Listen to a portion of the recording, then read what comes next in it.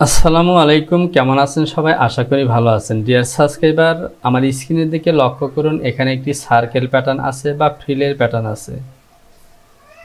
আজকের ভিডিওতে এই প্যাটার্নটিকে কিভাবে গেডিং করবেন বা সার্কেল প্যাটার্ন কিভাবে গেডিং করতে হয় আমি তা দেখাবো।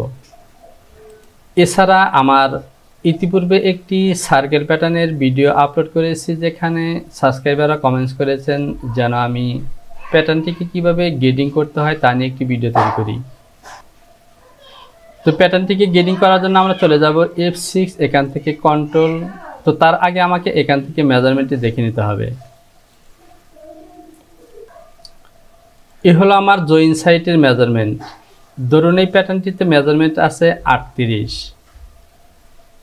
এখানে 7 থেকে 13 পর্যন্ত অনেকগুলি সাইজ আছে। তো সেখানে আমার গেডিং হবে, ধরুন আমার গেডিং হবে টোটালি 1 ইঞ্চি, অর্থাৎ এই লেন্থটি 10 থেকে 1 ইঞ্চি করে কমবে এবং 1 ইঞ্চি করে বাড়বে। আমি F6 থেকে কন্ট্রোল সিলেকশন করলাম এবং এ পয়েন্টে ক্লিক করলাম। এখানে যেহেতু আমার গেডিংটি হবে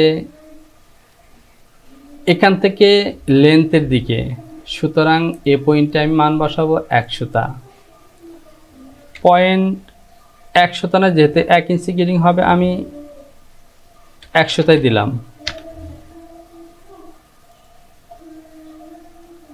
আমি কিবোর্ড থেকে F12 এবং F9, তো দেখতে পাচ্ছেন এখন কিন্তু গেডিংগুলো শো করছে। আমি মেজারমেন্টটিকে ডিলিট করে দিলাম।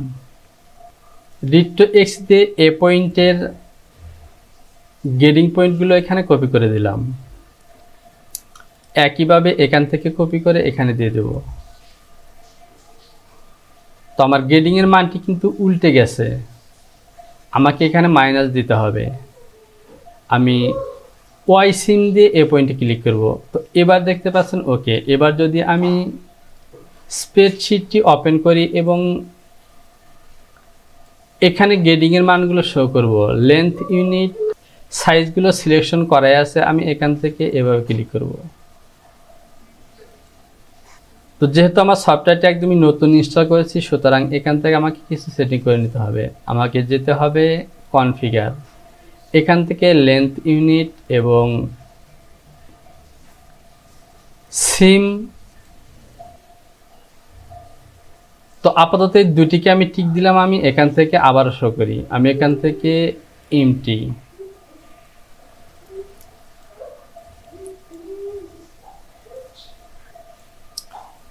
এখান থেকে আমি হরিজন্টাল ভার্টিক্যাল করে দিলাম।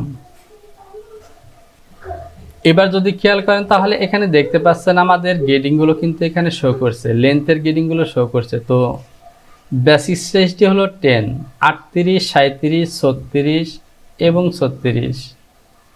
তো অলরেডি প্রায় 1 ইঞ্চির কাছাকাছি চলে গেছে। তো এখান থেকে গেডিংগুলো দেখার জন্য আমাকে এই অপশনটিকে সিলেকশন করে দিলাম।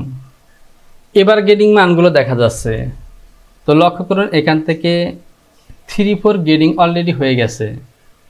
যেহেতু আমি 1 ইঞ্চি গেডিং করতে চেয়েছি, সুতরাং এখান থেকে আমাকে আরও ইনক্রিজ করতে হবে। আমি এখান থেকে 1 ইঞ্চি 100টার জায়গায় 150 দেব।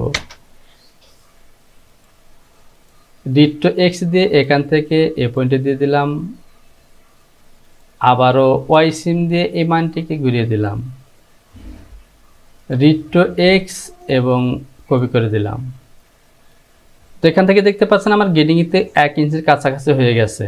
তো আপনারা পুরোটা সঠিকভাবে করে নেবেন। তো আমাদের ইনসাইডের গেডিং কিন্তু 1 ইঞ্চি কমপ্লিট। এবার আমাদেরকে আউটসাইড গেডিং করতে হবে।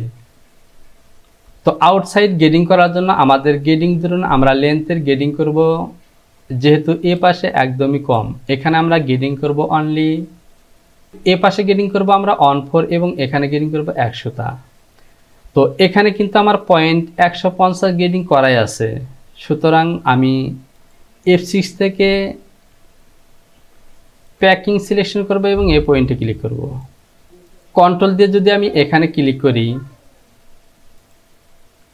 তাহলে দেখতে পাচ্ছেন এখানে কিন্তু 150 গেডিং। তো 150 গেডিং থাকলেও কিন্তু এখানে আমাদের গেডিংগুলো উল্টা দিকে আছে। আমাকে এখান থেকে ঠিক এভাবে দিতে হবে 0.125।